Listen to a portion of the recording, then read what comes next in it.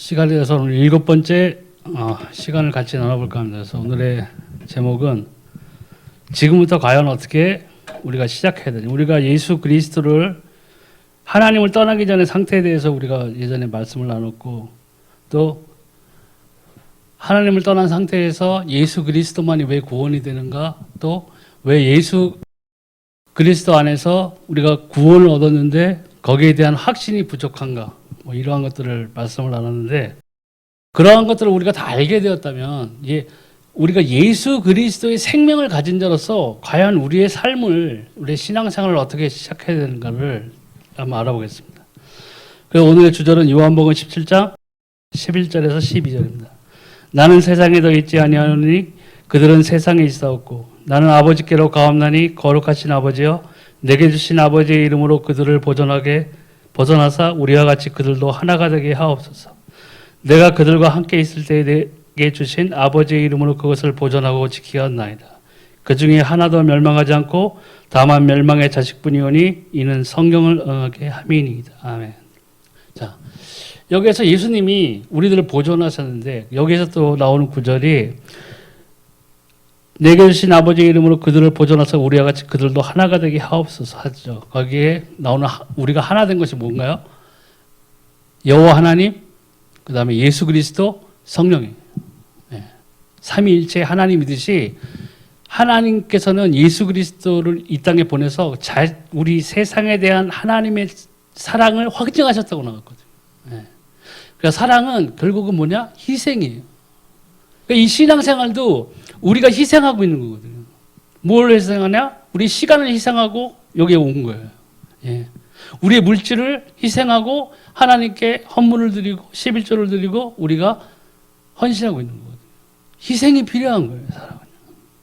그래서 이제 구원받은 저와 당신은 영적으로 완전한 해방과 자유를 얻었습니다. 지금부터 이 땅에 사는 동안 우리는 어떻게 살아야 하는가? 첫 번째, 지구 종말, 심판 때까지 사단이 존재하고 있음을 깊고 세밀히 알고 명심해야 합니다. 그래서 지상의 책 중에 사단의 음모를 폭로한 책은 성경밖에 없어요. 이 세상에 많은 경전이 있고, 뭐 이슬람에도 코란 있잖아요. 불교에는 경전이 너무나 많죠. 그런데 거기에 모든 경전이나 이 세상에 지혜 있는 자들이 만든 책이나 철학의 책이나 사상이나 거기에 없는 게 있어요. 사단이에요. 예. 하나님을 떠나게 만들었던 사단이 있고, 이 사단이 지금도 공중 권세를 잡고 있고 사람들에게 사주, 팔자, 운명, 저주, 미신 이런 것들을 만들어 가지고 하나님께로 이르는 길을 막고 있는 존재가 있다는 것을 우리는 알아야 되는 거죠. 많은 불신자들, 예수님을 모르는 사람들은 뭘 모르냐? 이걸 모르고 있는 거예요. 그러니까 점쟁이가 뭐 해라 그러면 뭐 하는 거예요. 무당이 너 내일 죽어. 오늘은 500만 원짜리 굿 해야 돼. 한번 해야 되는 거예요. 또 1년 있다가 또 와가지고 야 이번에 2천만 원짜리 해야 돼. 안 그러면 네 아들 죽어. 또 하는 거예요. 계속 속고 있는 거예요. 사단의 가장 큰 목표가 뭐예요? 하나님을 모르게 만드는 거예요. 사단이 하나님의 보좌를 탐냈을 만큼 능력 있는 천사였어요. 예. 그렇기 때문에 하나님께로 이르는 경배, 예배를 이 사단은 다 자신의 것으로 만들고 싶어 하는 거예요. 왜? 하나님의 자리를 누르는데 자기 쫓겨났으니까. 근데 더군다나 우리 인간들이 뭐예요? 하나님의 형상대로 지음을 받은 사람들. 지금 60억 명이라고 그러잖아요. 세계 인구가 60억이 조금 넘나 하지만, 사단을 생각해 보세요. 사단이 60억 명의 우리 사람을 볼 때마다 얼마나 치가 떨리겠어요. 60억 명의 하나님의 얼굴을 보는 거예요. 볼 때마다 얼마나요? 화가 나겠죠. 내가 하나님께 쫓겨났는데. 하나님은 하나님의 형상대로 이 인간들을 똑같이 만들었고, 내가 이들을 어떻게 생각했어요? 파멸시키기. 어떻게 파멸해요? 사단은 자기가 지옥의 무저갱에 떨어질 것을 너무나 잘 알고 있어요. 그 귀신들도. 근데 자기 혼자 못 돌아가겠다는 거죠. 하나님의 형상대로 지으심을 받은 이 인간들을 타락시켜서 나와 같이 무저갱에 끌고 들어가는 거예요. 그게 사단의 목적이에요. 그렇기 때문에 불신자들한테 우리가 가르쳐줘야 돼요. 이걸 몰라서 헤매고 있어요.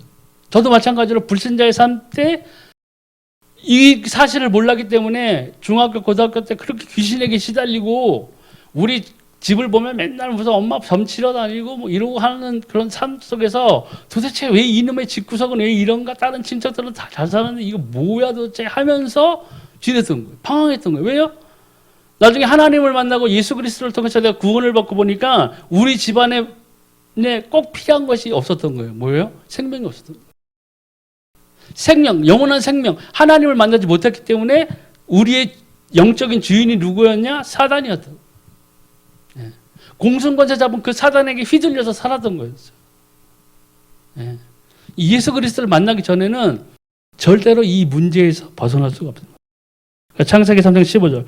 그 사단은 머리가 이미 깨어졌다. 죽어가면서 발악하고 있을 뿐입니다. 그래서 베드로전서 5장 8절. 근신하라 깨어라 너희 대적마귀가 우는 사자같이 두루다니며 삼킬자를 찾나니. 아멘. 하지만 이 사단의 권세가 산산이 깨어졌죠.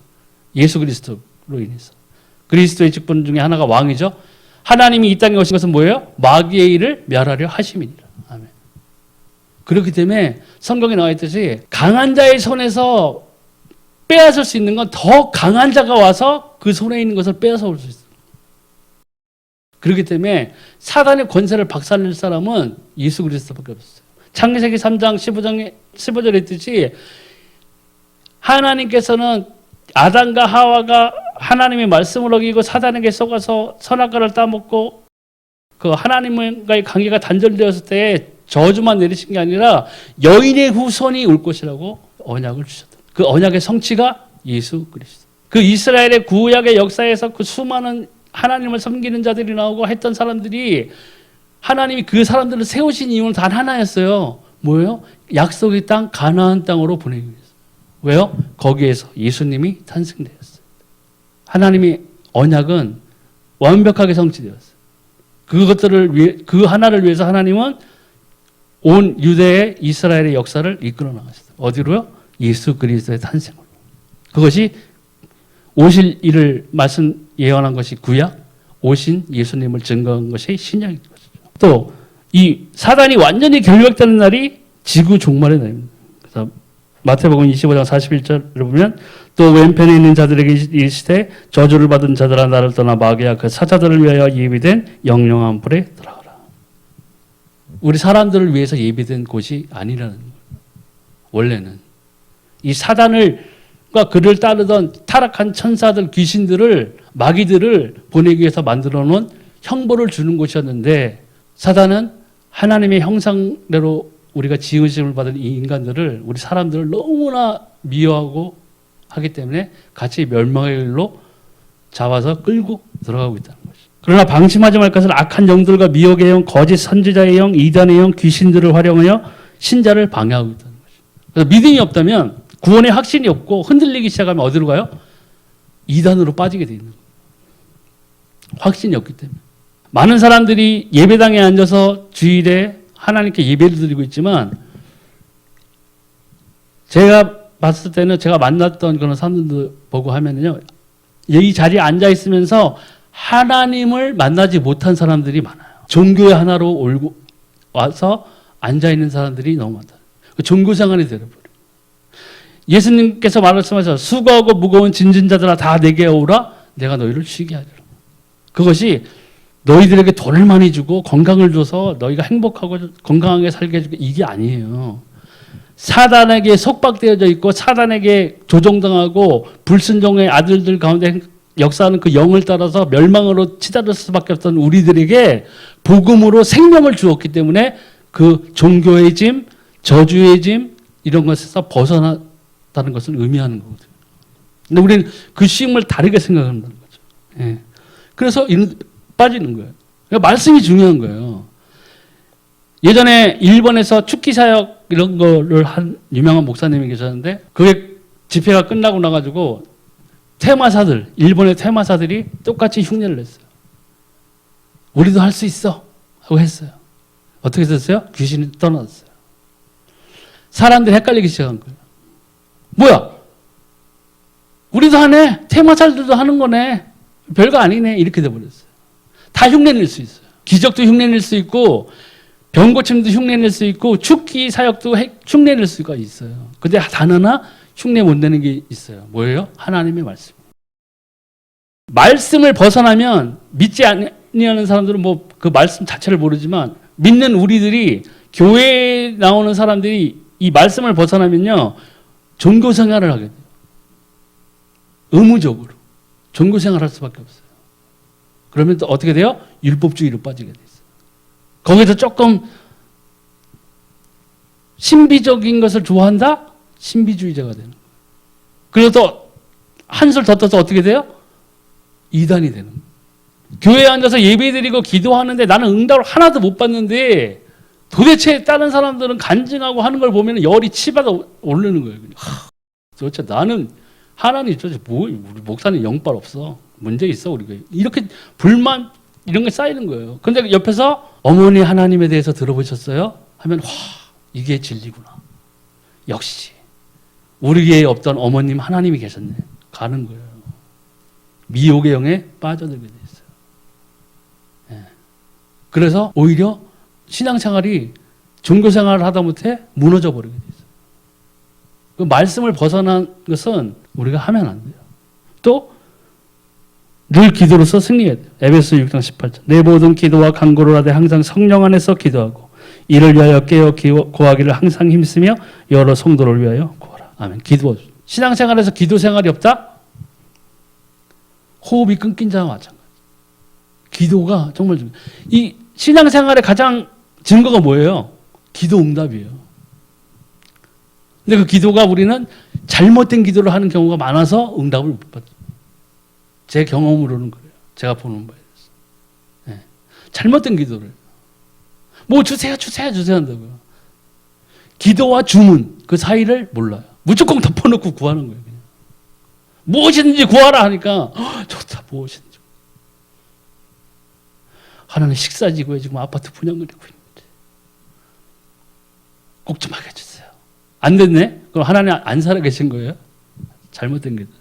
그러니까 구약이나 이런 데서 정말 하나님을 사랑하고 했던 사람들 시편의 기도라든가 이런 걸 보면요 하나도 자기 것을 놓고 기도한 것이 없었어요. 욥의 기도를 보세요. 당대의 완전한 자였잖아요. 하나님 인정한 자였다고요. 얼마나 인정했으면 사단이 세상을 두루다니다가 여호와 앞에 섰을 때 하나님이 저 동방의 욥을 봤냐? 저처럼 신실한 자가 없다 나를 따르는 자. 그러니까 사단이 막 하나님이 그렇게 저한테 부도 주고 다 줬으니까 제가 그렇게 하죠. 뺏어보세요. 당장에 원망할 거려? 생명을 놔두고 네가 네 마음대로 해봐라. 했는데 어떻게 됐어요? 그 욥이 했던 기도가 있어요. 욥기에 보면 나와 있어요. 초반에. 아들, 딸들이 있었잖아요. 근데 그 당대에 완전했던 욥이 그 자식들을 위해서 한 기도는 뭐였어요? 여호와 앞에 득지하지 않기를 기도했어요. 딸들 부잣집 사이 만나게 해주세요. 아들들 예쁜 애들이랑 결혼하게 해주세요. 뭐 이런 걸 놓고 기도하지 않았어요. 뭐예요? 단지 여호와 앞에서 죄 얻는 일을 하지 않기를 기도합니다. 그게 욥의 기도였다. 우리가 지금 우리 자식들을 위해서 하는 기도하고 완전 틀리죠. 잘못된 기도를 하고 있는 거예요. 우리가 하나님 앞에서 기도할 때는 그의 나라와 의를 구하는 기도가 되어야 하는데 그것은 달리 말을 하다 보면 내 것을 내려놓는 기도가 돼요. 하나님이 이것을 놓고 기도해야 돼요. 내가 하나님 옆에 죄 진 게 있으면 죄를 벗어나기 위해서 진짜 노력해야 돼요. 기도 응답 못 받는 이유 중에 하나, 가장 큰 원인 중에 하나가 뭐예요? 내 안에 내가 죄가 있기 때문에 하나님과 나 사이를 가로막는 죄가 있기 때문에 응답을 받지 못하는 거예요. 잘못된 기도일 수도 있지만 어쨌건 성도들은 응답을 받아야 돼요. 그래야 기쁨이 있어요. 그래야 감사할 수 있어요. 그래야 쉬지 않고 기도할 수 있어요. 바울의 기도가 그거였죠. 바울이 어떻게 내가 항상 감사하고 기뻐하고 항상 쉬지 않고 기도할 수 있었느냐? 사도 바울은 자기 천막이 몇 개 팔리게 해달라는 기도를 해본 적이 없어요. 그리고 뭐예요? 자기의 평생에 오직 예수가 그리스도라는 생명 전하는 일에 전념했다고요. 그러니까 바로 오늘 예수 그리스도를 영접하고 하나님께로 돌아오는 제자들, 하나님의 자녀가 되는 자들을 매일 목도한 거예요. 이거 어떻게 안 기쁠 수가 있겠어요? 어떻게 감사하지 않을 수 있겠어요? 어떻게 그 기도를 쉴 수가 있겠어요? 사도 바울의 그 사도행전에서의 행동을 보세요. 사도 바울이 기도할 때는 기도할 기도처를 찾았고 기도처에 가서 기도할 때 누구를 만났어요? 동역자들을 만나기 시작했고 하나님이 예비한 동역자들을 붙여주시고 그 지역에서 뭐가 열렸어요? 복음의 문이 활짝, 전도의 문이 활짝 열렸어요. 사도 바울은 그걸 놓고 기도했어요. 사도 바울의 서신서를 보면 항상 그런 걸 놓고 기도했어요. 자기 제자들한테 보내는 그 서신에서도 다 그런 걸 놓고 기도했어요. 그렇기 때문에 응답을 받은 거예요. 또 이 사단의 주요 전략이 가정을 또 회방합니다. 그래서 마태복음 12장 28절 29절. 그러나 내가 하나님의 성령을 힘입어 귀신을 쫓아내는 것이면 하나님의 나라가 이미 너에게 임하였느니라. 사람이 먼저 강한 자를 결박하지 않고서야 어떻게 그 강한 자의 집에 들어가 그 세간을 강탈하겠느냐? 결박한 후에야 그 집을 강탈하리라. 아멘. 예수 그리스도의 생명 없는 집은, 가정은 뭐예요? 사단에게 휘둘리고 있는 거예요. 똑같은 거예요. 하나님을 만나지 못한 데다가 거기에다 더 큰 중요한 문제가 영적인 배후의 사단이 그들이 영의 주인이 되고 있다는 거예요. 나 자신도 모르게. 내가 중학교, 고등학교 때 그 귀신에게 시달렸을 때 도대체 내가 왜 이러는지를 나 자신도 납득할 수 없었고 아무에게도 얘기하지 않았어요. 우리 엄마, 아빠도 이걸 몰랐어요. 나만 괴롭힌다. 근데 내가 예수님 만나고 나서 이 예수 그리스도를 영접했을 때 어떤 역사가 일어났냐? 그 괴롭힘이 나를 떠나갔어. 그리고 꿈을 통해서 수많은 거지들이 내 앞에서 배고프다고 하는 그 꿈을 꿨어요. 그래서 담임 목사님 개척교회였죠. 제가 그 꿈을 얘기했더니 목사님이 말씀해 주시더라고요. 그건 그동안 범석 형제가 하나님 못 만났을 때에 죄를 짓게 만들던 귀신들이, 사단의 영들이 구원을 받은 범석 형제에게서 떠난 것을 보여주신 거죠. 맞는 것 같아요. 완전 군대 귀신보다 더 많았어요. 엄청나게 많은 거지들이 배고프다 그랬거든요. 이 영적 배고픔이, 사단이 있으면 그 가정은 겉으로는 멀쩡해 보이고 잘 살아 보이고 하지만 속은, 그 영은 다 썩어 들어가고 있는 거랑 마찬가지예요. 행복할 수가 없어요. 또 불신자 확신 없는 자를 찾아다닙니다. 베드로전서 5장 7절 8절. 너희 염려를 다 주께 맡기라 있는 그가 너희를 돌보시느라 근신하라 깨어라 너희 마귀가 우는 사자같이 두루다니며 삼킬 자를 찾나니. 믿는 자의, 하물며 믿는 자들도 두루 찾아서 막 삼킬 수 있으면 참키려고 그러는데 불신자들의 상태는 어떻겠어요? 그리고 확신이 없다면, 구원의 확신이 없으면 계속 흔들어 버리는 거예요. 집회 나가가지고 안수받고 3m 떨어지면은 좀 구원받은 것 같고, 그 집회 끝나고 또 집에 돌아가면은 자기 사는 모습, 환경 이런 걸 바라보면은 내가 정말 하나님의, 내가 구원받은 게 맞는가? 슬픈 거예요. 확신이 없는 거예요. 죽음은, 우리가 죽음을 맛보지 않고는 하나님을 만날 수가 없잖아요. 성경에서도 그죠? 그 누구죠? 에녹이 그냥 들려 올라갔고, 그다음에 엘리사 올라갔고, 예수 그리스도 올라갔고, 그 나머지는 없어요. 확신이 없으면 흔들리게 돼 있는 거예요. 죽는 게 무서운 거예요. 왜요? 확신이 없습니다. 내가 지금 죽는다면 내가 하나님 앞에 서야 되는데, 근데 내가 구원을 받았느냐 안 받느냐에 대한 확신이 없는 거예요. 그걸 누가 가장 좋아하느냐? 사단이. 왜요? 우리가 하나님에게서 받은 구원은 사단조차도 건드릴 수가 없어요. 성경에 분명히 나와 있잖아요. 이 세상의 높음이나 기품이나 뭐 권세나 천사들이나 모든 것들이 하나님이 우리를 잡고 있는 그 오른손에서 우리를 빼앗을 자가 없다고 그랬어요. 구원은 사단이 어떻게 건드릴 수가 없어요. 대신에 어떻게 해요? 흔들 수는 있어요. 흔드는 이유는 간단해요.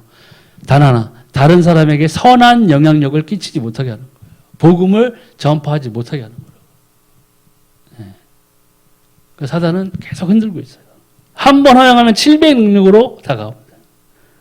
마태복음 12장 45절. 이 일에 내가 낳은 네 집으로 도가라가리라 하고 와보니 그 집이 비고 청소되고 수리되었거늘. 이에 가서 저보다 악한 귀신 7을 데리고 들어가서 거하니 그 사람의 나중 형편이 전보다 더욱 심하게 되리라. 이 악한 세대가 또한 이렇게 되리라.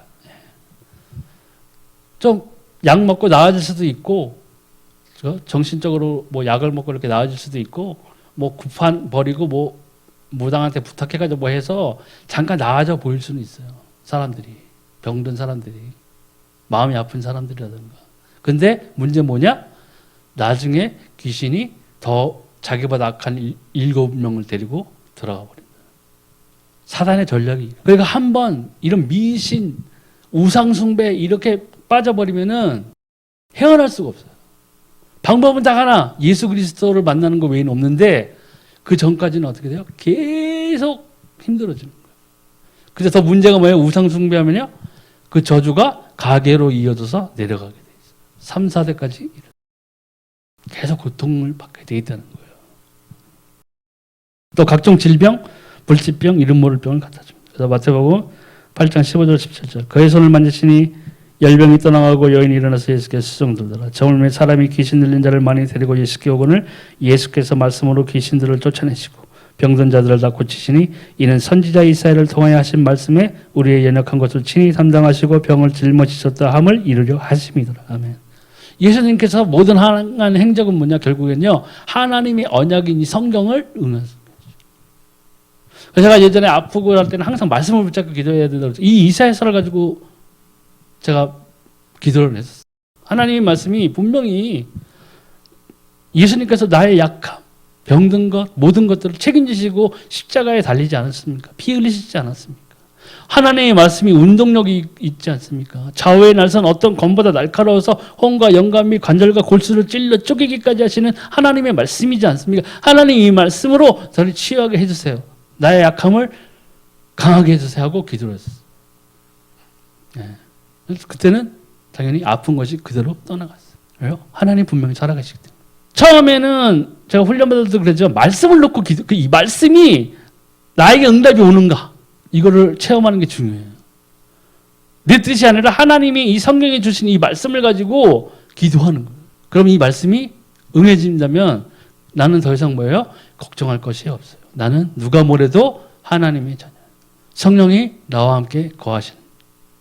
걱정할 것이 없다는 거예요. 이런 것들을 사단이, 귀신 들린 자들도 마찬가지로 이런 병들, 많은 것들이 정신병이라든가 뭐 이런 알 수 없는 이런 병들이 사단으로부터 올 수 있다는 거예요. 그러니까 우리가 항상 기도하고 깨어 있어야 되는 이유가 있는 것이죠.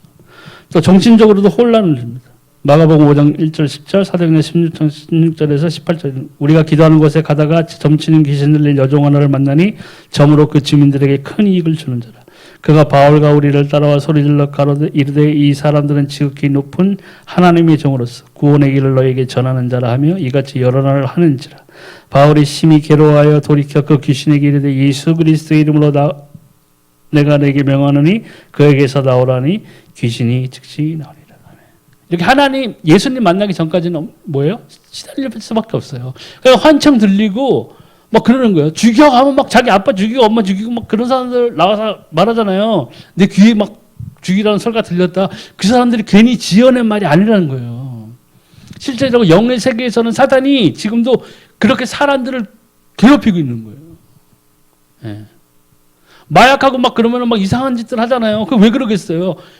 제가 말씀드렸지만 제 친구들 옛날에 가스불 둔 친구들이 있었거든요. 실험을 해봤다 그랬잖아요. 걔네들 3명에서 뭐 4명에서 같이 가스를 불면 똑같은 것을 보게 돼요. 각기 다른 걸 보는 게 아니라 똑같은 걸 보게 된다고요. 영이 통하는 거예요. 한 명은 우리 5층짜리 아파트였는데 한 명은 뭐 103동 3층에 딱 있으면은 원격으로 저 멀리 떨어져 있는 애한테 야 여기 103동 1, 2라인 3층으로 와 하면 와요. 내가 그걸 직접 봤어요. 나만 안 했으니까. 자기네들이 신기한 거 보여주겠다고 그 했던 행동인데 제가 나중에 예수님을 믿고 나서 보니까 그 영이 통하고 있다는 거예요. 단지 그냥 그 가스로 인해서 뭐 본드로 인해서 정신적인 환각 증세라면은 제가 생각하기에 다 똑같이 보일 수가 없잖아요. 한 명은 마징가제트를 보면 한 명은 뭐 요술공시 세리를 막 보고 있다거나 해야 되는데 그 3명이든 4명이든 같은 공간에서 그 가스나 본드를 하는 애들은 똑같은 것을 보고 있었다는 거예요. 하물며 원격으로 불렀는데도 와요. 제가 깜짝 놀랐어요. 근데 나중에 예수님 믿고 나서 보니까 아 사단이 이런 현상들이 왜 나타나느냐? 영적인 세계에 사단이 존재하고 있다는 거예요. 근데 이 사단은 확신 있는 자를 피해야 됩니다. 야고보서 4장 7절. 그런즉 너희는 하나님께 복종할지어다 마귀를 대적하라. 그리하면 너희를 피하리라. 누구에게서 피해요? 확신 있는 자들. 구원에 확신 있는 자들. 기도하는 자들. 예. 하나님이신 내가 하나님의 자녀된 증거를 갖고 있는 자들, 사단은 피하게 돼 있어요. 건들 수 없거든요. 또 물 없는 것, 실만한 곳을 따라다니죠. 성령 없는 것. 그리고 빈집이 뭐예요? 주인 없는 곳이에요. 우리의 주인이 있어야 돼요. 우리의 주인이 누구예요? 하나님. 하나님 없는 자들, 예수님 못 만난 자들을 찾아다니는. 왜요? 빈집에 들어가서 뭐 하려고요? 주인 행사를 하고 있다. 주인 행사를 하는 거예요. 내가 네 인생의 주인이라고 그 인생을 사단이 원하는 방향으로 이끌어가는 거예요. 그래서 많은 사람들이 멸망당하는 거예요. 그래서 많은 사람들이 악한 일에 쓰이기 위해서 보존되고 있는 사람들이 있다고 그랬잖아요. 왜 이렇게 악인이 오래 살아요? 쟤는 왜 이렇게 잘 살아요? 하나님, 악인인데 엄청 형통한데요? 왜냐? 가장 악한 일에 쓰이기 위해서 그냥 있는 거예요. 그 히틀러나 이런 사람들 다 죽여버리지 그랬어요. 우리 생각 그러잖아요. 하나님 그렇게 태어나지도 말게 하시고 중간에 뭐 교통사고를 당하게 하든가 왜 그러셨어요? 수백만의 유대인을 죽이고 근데 너무한 거 아니에요. 악한 일에 쓰임 받겠죠. 히틀러는 그 어렸을 때도 그때 나치의 총통이 될 때까지 계속 그 길을 간 거예요. 악한 일에 쓰임 받은 거잖아요. 우리가 부러워할 만한 것들이 아니라고요. 네. 또 기도하는 것과 성령하는 것을 가장 싫어합니다. 네. 항상 기뻐하라, 쉬지 말고 기도하라, 범사에 감사하라, 이것이 그리스도 예수 안에서 너희를 향하신 하나님의 뜻이니라. 아멘. 우리가 결과적으로 얘기하면은 하나님과 동행하는 삶, 성령의 인도를 따라가는 삶을 산다면은 우리가 사단을 두려워할 이유가 하나도 없는 거예요. 기도하면, 예수 그리스도의 이름을 선포하면 사단은 떠나가게 돼 있어요. 대신 내가 하나님과의 관계가 소원하게 되고 멀어지게 되면 어떻게 되겠어요? 사단의 공격을 받는 거예요.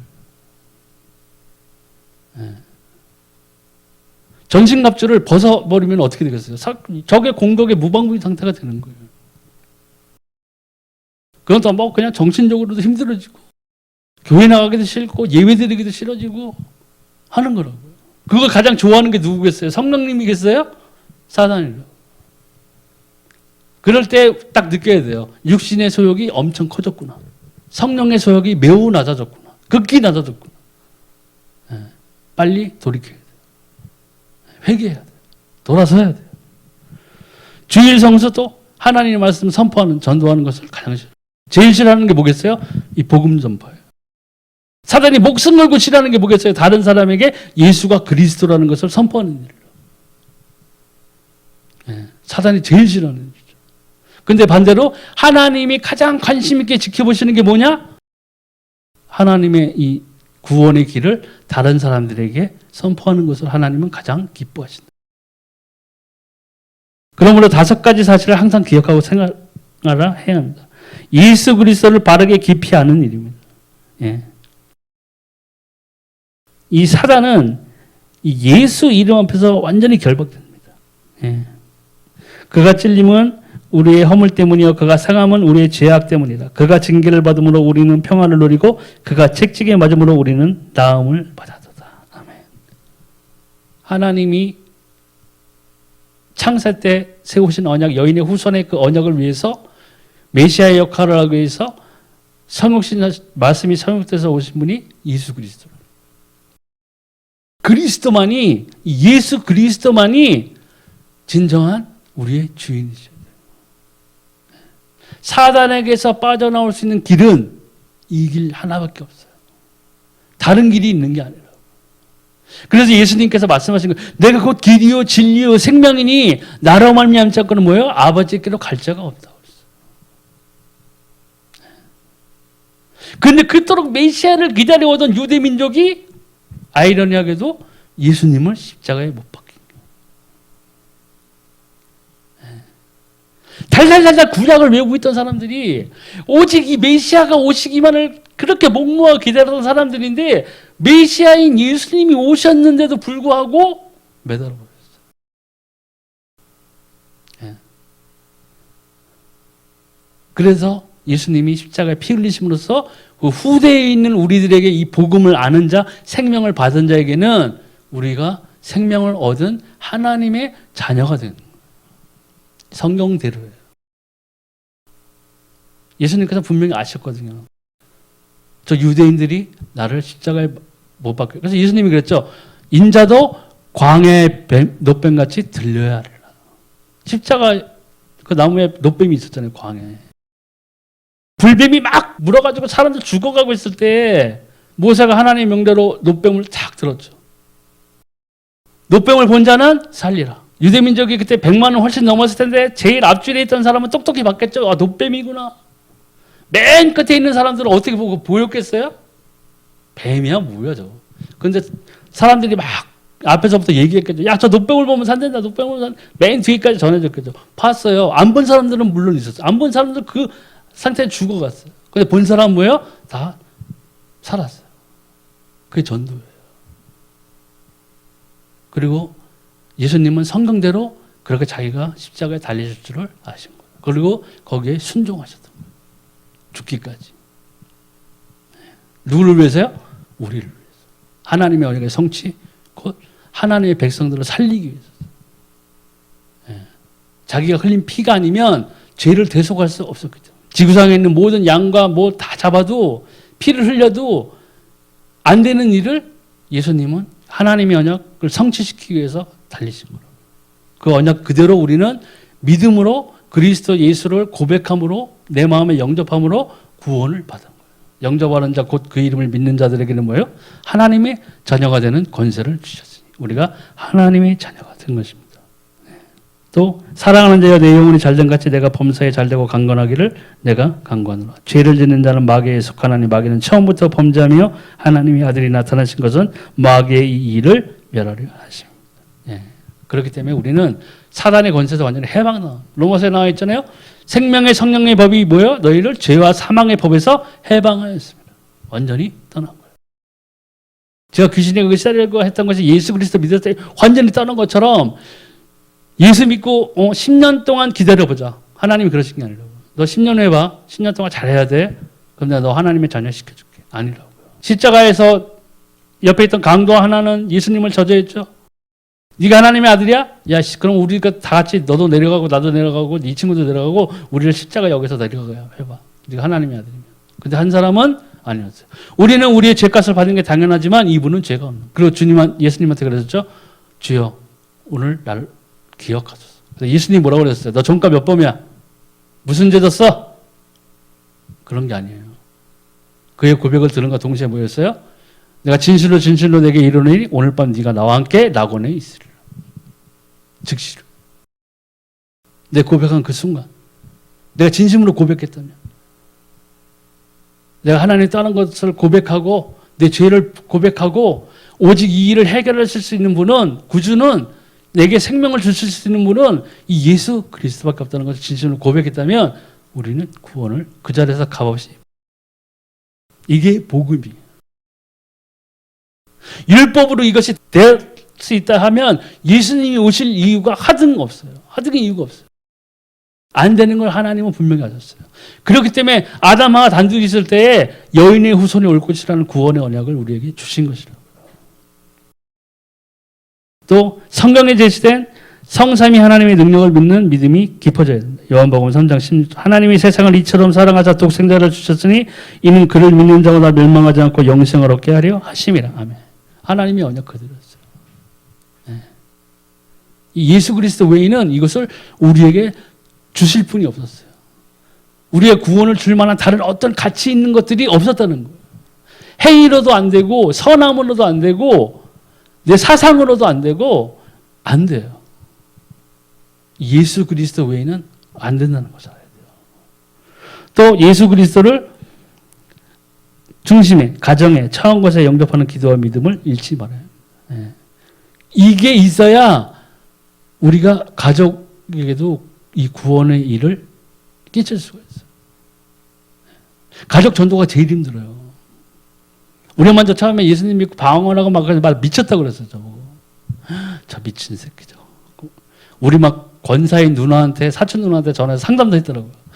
야, 얘가 산기도 갔다 오더니 방언 받고 이상해졌는데 밤마다 막 이상한 소리를 질러. 권사 또 누나가 또 막 잘못 얘기해 준 거야. 아유, 산기도 가면 잘못된 영을 받는 경우가 많다던데. 미치겠더라고. 그때부터 우리 엄마는 막 의심이 있는 소리. 제가 잘못된 영을 받았구나.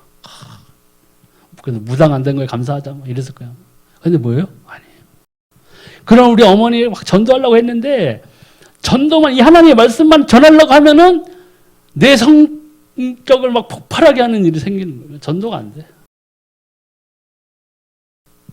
분명히 예수님 막 손잡고 교회도 한번 가보고 했는데 안 되더라. 결국에는 마지막 돌아가시기 전에 그때 하나님이 복음을 전하셨어요. 그리고 믿으셨어요. 네, 너무나 감사합니다. 만약 지옥 갔으면 어떡할 뻔. 이 세상 사는 것도 억울한데 죽으면서 아 이제 끝났구나 내 삶이요. 이제 편한 곳으로 쉬자. 눈 감았는데 어떻게 돼요? 하나님 앞에 서 있는 거예요. 그때 가서는 후회해도 소용이 없어요. 살아있을 때. 이 육신의 장막을 벗기 전에 우리가 예수님을 만나야 돼요. 이렇게 가족 구원이 굉장히 힘들어요. 근데 그래도 기도해야 돼요. 사랑하는 가족이니까. 네. 하나 지옥 가 있고 하나 천국 가 있으면 얼마나 가슴 아프겠어요. 그러다가 따라갈 수도 없잖아요. 뭐 세상에 영화 보면은 뭐 그런 영화도 몇 개 있잖아요. 뭐 천국보다 아름다운 에서 뭐 지옥에 있는 아내를 쫓아가서 막 행복하게 뭐 아내를 지키려는 뭐 이런 거. 휴먼 스토리 막 이런 거 있잖아요. 그럼 막 가슴에 감동이 있어요. 불신자들 뭐, 그래, 그게 진짜 사랑이지. 그래, 맞아. 근데 막상 자기가 죽어서 하나님 앞에 서면 생각이 달라질 거예요. 하나님 앞에 서서 그러겠어요? 우리 아버지 어디 가서 내가 정말 사랑하는 아버지 어디 계세요? 지옥에 있다. 저 지옥에 보내주세요, 하나님. 이럴 수 있겠어요? 하나님 앞에 서서 천국에 있는 것만으로도 감지덕지할 거예요. 너무나 감사할 일이겠어요. 내가 아무리 사랑하는 사람이라도 지옥에 있다면 거기 따라갈 수가 없어요. 내가 아무리 사랑하는 사람이 천국에 있는데 난 지옥에 있다 갈 수가 있어요? 없어요. 근데 그 모든 것들이 내가 살아있을 때에 결정이 난다는 거예요. 기회는 살아있을 때문에. 그렇기 때문에 우리가 전도해야 돼요. 또 예수 그리스도의 이름과 권능을 시인하고 증거하고 간증하는 일이 생활 속의 중심이 되면 승리하게 돼요. 그러니까 이 예수 생명을 전하는 것이야말로 가장 하나님과 가까워질 수 있는 지름길인 거예요. 왜요? 하나님의 최대의 관심사에 나의 관심사가 거기에 더해져 있다면 내가 원하지 않더라도 하나님은 내가 하는 모든 일들에 뭐예요? 같이 역사하시는 거예요. 예. 그때부터 하나님은 나의 삶에 모든 것들을 준비하고 예비하시기 시작할 거예요. 내가 요만큼의 복음을 알고 있다면은 요만큼만 들어도 복음을 받을 준비가 되어 있는 자들을 하나님은 연결해 주세요. 그게 전도예요. 그러니까 하나님의 모든 관심은 구원받을 자가 있다면 그 주변에서 부한 자, 강한 자, 잘생긴 자, 이쁜 애들 사는 게 아니에요. 누가 이 아이에게 전할 복음을 갖고 있느냐. 그래서 둘이 연결해 줘요. 그게 전도의 시작이라고. 하나님이 전도는 개입하시는 거예요. 성령이 하시는 거예요. 그걸 다만 내가 가진 이 생명, 복음을 아는 사람으로서 이 복음을 전파할 준비가 돼 있다면 하나님은 이 일을 시작하시기 시작한다. 그런 가운데서 우리는 뭐예요? 하나님이 나와 동행하심을 더욱 친밀하게 느낄 수 있고 그때서야 우리가 비로소 우리 삶, 우리 생활 모든 면에서 세상을 이기는 승리를 가져올 수 있는 거예요. 어떤 명예, 재산이 많아서가 아니라 뭐예요? 하나님과의 관계가 친밀해짐으로써 그 성경에 나와 있듯이 이러한 믿음을 뭐예요? 세상이 감당치 못한다고 그래요. 세상이 감당치 못하는 믿음을 우리가 갖게 해야 돼요. 네. 답은 그거밖에 없어요. 그 외로 다른 것에 관심을 두기 시작하면 무너지기 시작하면 하나님의 일과는 상관없는 삶을 사는 신앙인이 되는 거예요. 하나님과 일이라는 건 전혀 상관없는 종교인이 되어버릴 수가 있어요. 직분은 장로를 받을 수 있어요. 40년 다녀가지고 장로 받을 수 있고 한데 정작 자기 자신은 하나님과는 상관없는 삶을 살아가고 있는 사람들이 너무나 많다는 거예요. 그 증거로 사람들이 우리를 보고 뭐예요? 개독교라고 하는 거예요. 내 삶의 현장 가서는 주변 사람들에게 하나님의 선한 영향력을 끼치지 못하고 있는 거예요. 오히려 악독하다는 소리를 듣는 거예요. 잘못된 거죠. 그렇기 때문에 세상이 변하지 않는 거예요. 왜요? 우리가 세상의 소금의 역할을 잃어버렸기 때문에. 그렇지 않죠. 우리가 소금의 역할을 제대로 해야 변하잖아요. 소금을 넣어야 음식 맛이 변하잖아요. 네. 짜지도 않고 싱겁지도 않고 뭐 이상하게 되는 거예요.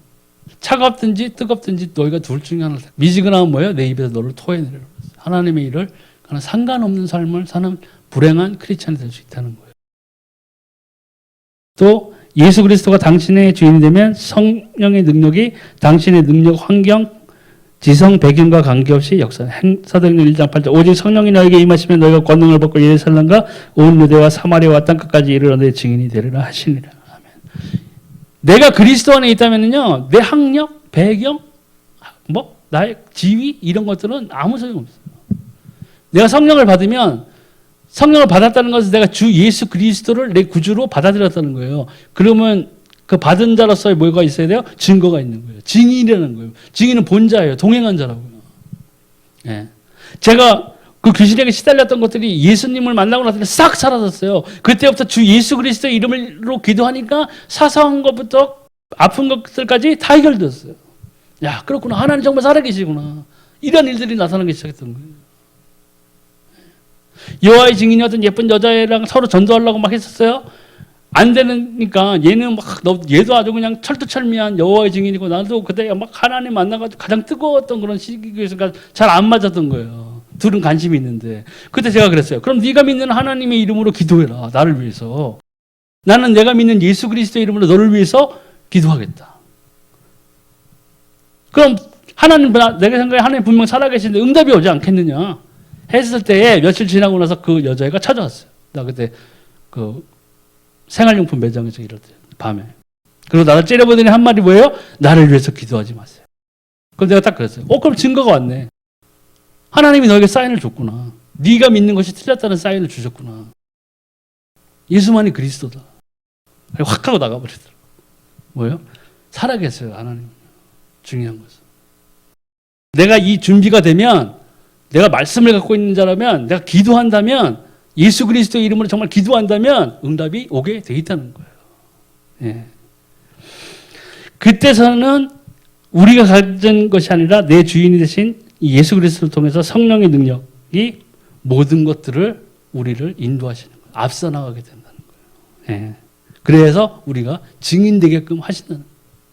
내가 막 잘나서가 아니라 사도 바울이 엄청 잘 나가서가 아니라 베드로가 잘생겨서가 아니라 베드로가 보세요. 여종들한테 막 쫓겨다니면 3번이나 예수님 부인했던 베드로였는데 성령 받고 난 다음에 어때서 공회에서요 막 사람들이 공격하는 그 판에서 내가 이 일의 증인이다. 나는 멈출 수가 없다. 예수가 그리스도시다. 너희가 이 일의 증인이다. 자기가 죽을지도 모르는데 그렇게 외쳤어요. 성령을 받고 나서는 그 도망다니던 베드로의 모습이 아니었다는 거예요. 우리가 성령을 받았다면 우리가 부인할 수 없는 증거를 가진 자예요. 나는 내 삶의 어떠한 모습이나 내 환경이나 상관없이요. 누가 뭐라고 해도 예수님은 그리스도세요. 하나님의 살아계심을 부인할 수가 없어요. 부인하고 싶어도 부인할 수가 없어요. 어떻게 부인해? 분명히 살아계세요. 예. 예수가 그리스도세요. 내 주인이세요. 내 구세주시라고. 여기 그림이 나오는데 간단해요. 어떤 사람들은 자기 자신이 예수님을 믿는다고 생각하면서 자기 자신 가운데 있는 보좌가 있다고 생각하면 예수님을 밖에다가 놓고 있는 사람이 있어요. 한 예수님 그렇게 했어요. 지금 시대가 어느 때인데 지금 노트 5는 이제 끝났어요. 예수님 지금 노트 10 넘어가지고 다른 거 많이 나오고 있어요. 예수님 잘 모르시잖아요. 컴퓨터 좀 아세요? 이러고 있어요. 모든 걸 자기가 하려고 그래요. 자기 뜻대로 하려고 그래요. 하나님께 적혀 있어요. 하나님을 나중에는 무슨 자문위원으로 생각해요.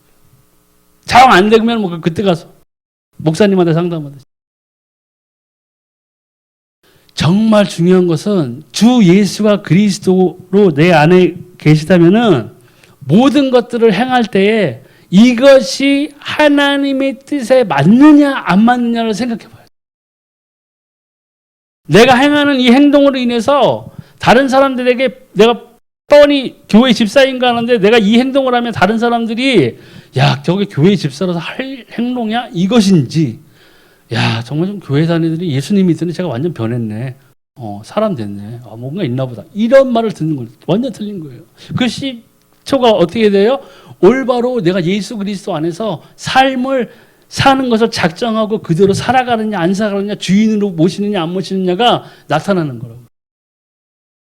아무리 화려한 옷을 입고 좋은 자동차를 탄다고 해서 예수님이 내 삶의 주인이라고 누가 말할 수 있겠어요? 그 현상만 보고. 근데 많은 사람들이 그런 현상만 보고 그렇게 칭찬하는 사람들도 있어요. 잘못된 거예요.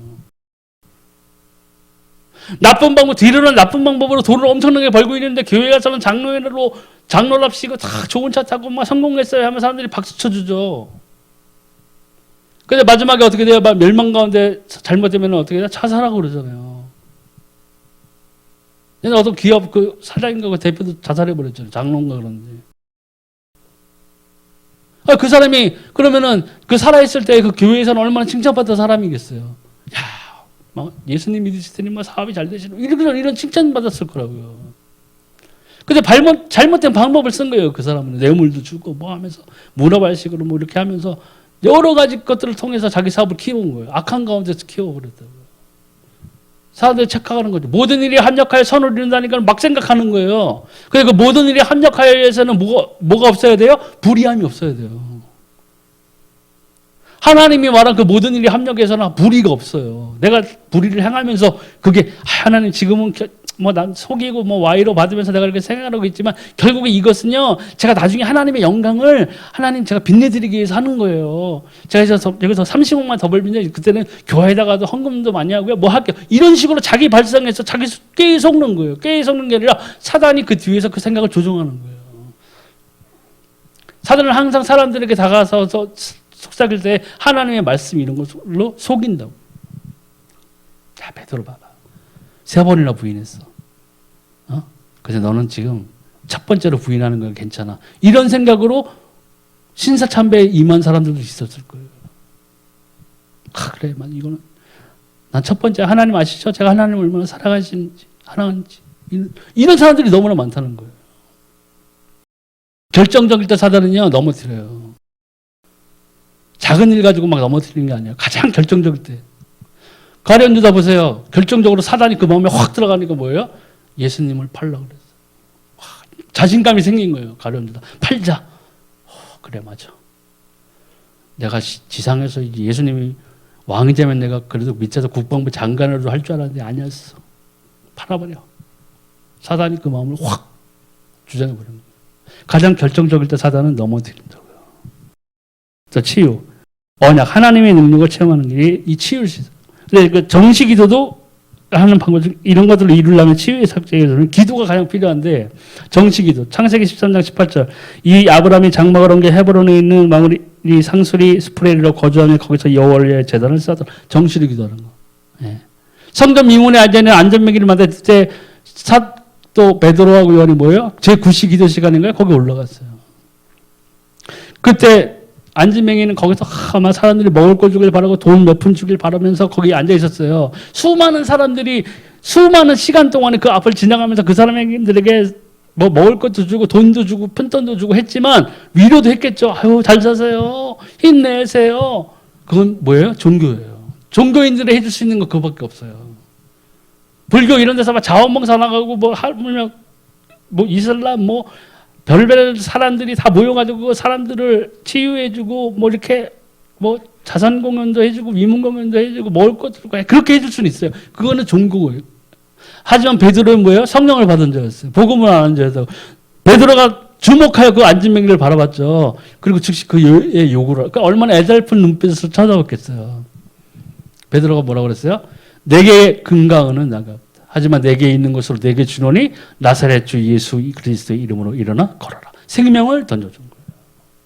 이 세상 모든 종교는 좋은 것들을 다 가르쳐 줄 수 있어요. 좋은 선함들을 행할 수 있어요. 맛있는 것도 해줄 수 있고 다친 사람이 있으면 공짜로 치료도 해줄 수 있어요. 근데 뭘 못 줘요? 생명을 못 준다고.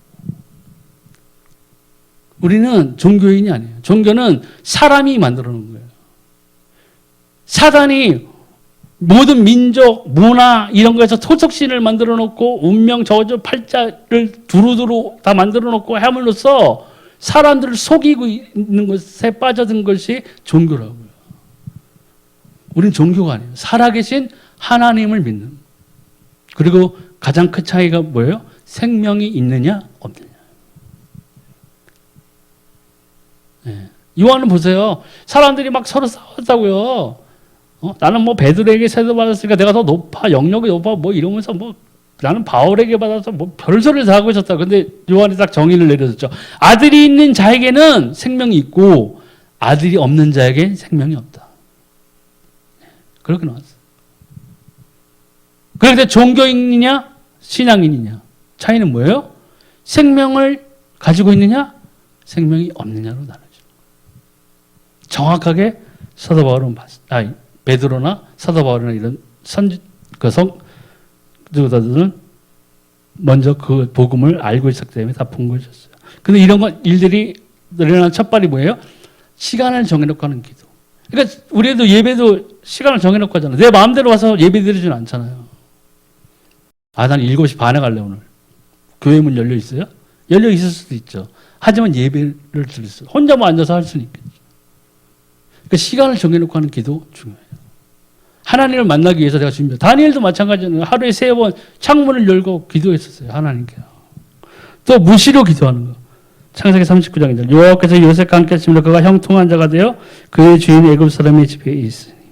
무시로 기도하는 것은 내가 시간을 정하지 않아도 항상 내 마음속으로 나 혼자 있을 때 운전할 때 이럴 때 기도하는 거예요.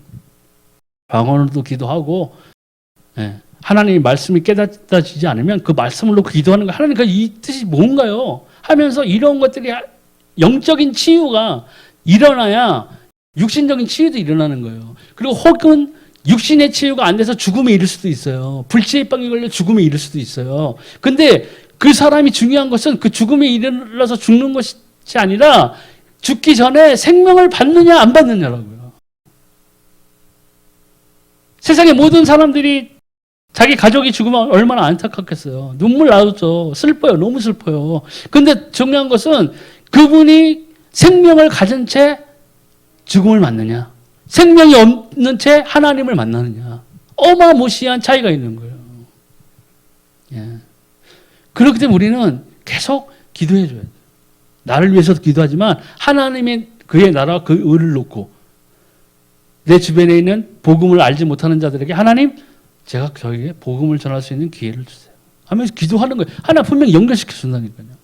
뜻하지 않은 사건, 뜻하지 않은 시간 속에서 그들이 마음의 문이 열려서 먼저 얘기하게 돼 있어요. 제 친구들 옛날에 그랬거든요. 모여 있으면 뭐 어쩌고 저쩌고 욕하고 막 탄압하고 막 그랬었는데 개별적으로 있을 때에는 자기 마음의 문을 열어놓은 친구들이 있었어요. 예수님 만난 친구도 있어요.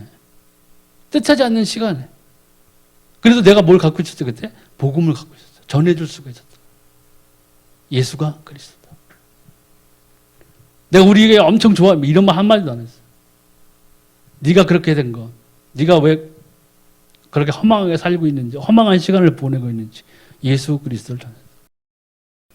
그때서야 이제 그 친구도 복음을 받고 생명을 얻고 내가 그래서 그런 삶을 살았구나라는 걸 깨달았어요. 이런 것들이 육신의 치유보다 가장 먼저 돼야 되는 것이 영적 치유. 이 생명을 얻는 일인데 이런 것들이 정시기도, 무시기도, 또 합심기도. 우리가 마음을 합해서 기도하잖아요. 마가 다락방에서 협심하고 기도에 전념했을 때 성령 약속한 대로 성령을 받은 것처럼. 그래서 우리가 모여서 통성으로 기도하기도 하고 마음을 합해 기도하는 거예요. 예수님 분명히 말씀하셨죠. 내 이름으로 두세 사람이 모여서 기도하는 것은 뭐예요? 내가 너희와 함께하고 있다. 하나님이 겉으로 우리 그냥 격려하기 위해서 한 게 아니라고요. 하나님이 그냥 공치사하기 위해서 나는 올라가지만 보혜사 성령이 너희와 세상 끝날까지 함께 하실 거야. 이거 괜히 그냥 한 말이 아니라고요. 툭 던진 말이 아니라고요. 그 약속이 그대로 언약이 임하셨던 거예요. 이러한 것들이 계속 돼야 돼요. 그래서 이 기도가 제가 생각했을 때는 신앙생활에 가장 중요한 것을 꼽으라면 예배의 기도. 찬양. 근데 하나님과의 관계, 나와의 관계의 친밀함을 가장 알 수 있는 바로미터가 뭐냐? 기도예요. 기도 응답을 받는 사람이 예배 안 드리는 경우는 없어요. 근데 예배는 드리는데 기도 안 드리는 사람 많아요. 저도 좀 찔리지만. 옛날처럼 그렇게 기도합니다. 기도 회복이 중요해요. 응답이 있어야 돼요. 그래야 내가 하나님의 사람이라는 증거예요. 그래야 임마누엘 하나님, 내가 하나님과 동행하고 있다는 증거가 되는 거라고요. 예배는 드리고 찬양은 잘하고 하는데 기도응답은 받은 게 1도 없다. 20년 됐는데 한 번도 없다. 심각하게 생각해야 돼. 종교인일 가능성이 굉장히 많아요. 자기는. 하나님 못 만난 경우는. 성경에는 모든 그 모델이 되고 지표가 되는 사람들이 공통점이 있죠. 뭐예요? 하나님을 만난 사람들이었어요. 일단 하나님을 만나야 돼요. 첫 출발이. 내가 구원을 받았다면, 내가 주 예수 그리스도의 구원을 받았다면, 하나님을 만났다면 기도응답이 와야 돼요. 왜? 내가 하나님의 자녀인데 내가 예수 그리스도의 이름으로 하나님의 말씀을 놓고 기도했는데 응답이 없다. 이상한 거죠. 그거는 잘 돌이켜봐야 돼요. 그래서 우리가 지난 시간까지 나눴던 말씀, 또 이제부터 지금부터 어떻게 이렇게 과연 시작해야 되는 이 말씀을 놓고 볼 때에는 우리가 사소하게 해서 부주의하게 해서 잃어버리는 것들이 너무 많다는 거예요. 회복돼야 돼요. 네. 아브라함이 본토 아비집을 떠나서 내가 내게 지시하는 땅으로 가라 했을 때 아브라함이 첫 발을 띄었을 때 하나님이 그의 삶에 간섭하기 시작했어요. 하나님 나중에요. 조금만 있다가요. 왜 그러세요 하나님? 좀만 있다가. 지금 세상이 바빠요 저 지금. 첫 발을 안 띄고 있다면 이러한 역사, 시작도 못하는 경우가 있다. 그렇기 때문에 우리는 이 주 예수가 그리스도 됐다는 그 하나의 사실만으로도 감격이 있어야 돼요. 감사가 있어야 돼요. 내가 뭘 받아서가 아니라 하나님 나 이걸 주셔서 너무 감사합니다. 이것도 물론 중요하지만 원천적인 우리의 그 기쁨은 주 예수 그리스도가 나의 주인이다. 내가 생명을 얻은 자. 이게 있어야 돼요. 베드로의 고백처럼 세상 사람들이 날 누구로 하느냐 했을 때 뭐 선지자의 부활이 어쩌고 저쩌고 했을 때 예수님이 답답하니까 물으시니까 그럼 너희는 나를 누구라고 생각하냐? 범사가 넌 나를 누구라고 생각해? 그때 베드로가 얘기했죠. 주는 그리스도시요 살아계신 하나님이 아들이십니다. 바요나 시몬아 내가 복이 있다. 이런 걸 알게 하시는 혈과 육이 아니요 하늘에 계신 내 아버지시니라. 그 복이 뭐예요? 생명의 복이에요. 생명을 가진 자.